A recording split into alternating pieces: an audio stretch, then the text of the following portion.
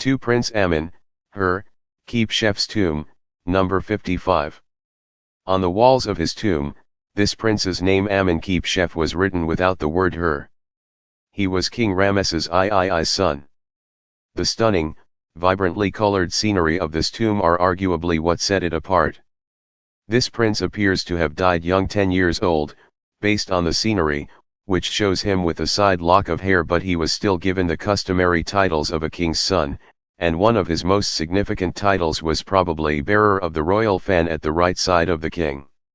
He was shown in the scenes holding a long ostrich feather, and it is mentioned that his father, King Ramesses III, is the one who offers his son, the prince, to the gods and goddesses, and who also carries out the religious rites.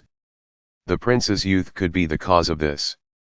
The tomb consists of an entrance that leads to a descending staircase, which in turn opens into a main room with a second side chamber. The burial chamber marks the end of the long passage. It is noted that the offering chamber and the side chambers still require more work to be completed.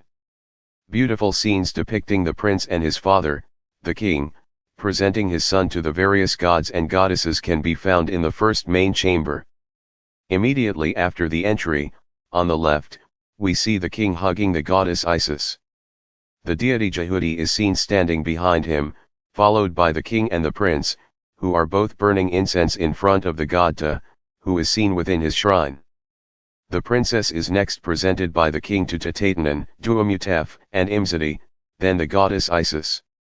Next, we make our way back to the entrance and proceed to the right, where we witness the king embracing a goddess, possibly Nephthys, presenting his son, the prince, Teshu, Kabesanuv, Habi, and finally, Hathor leading the king and the prince.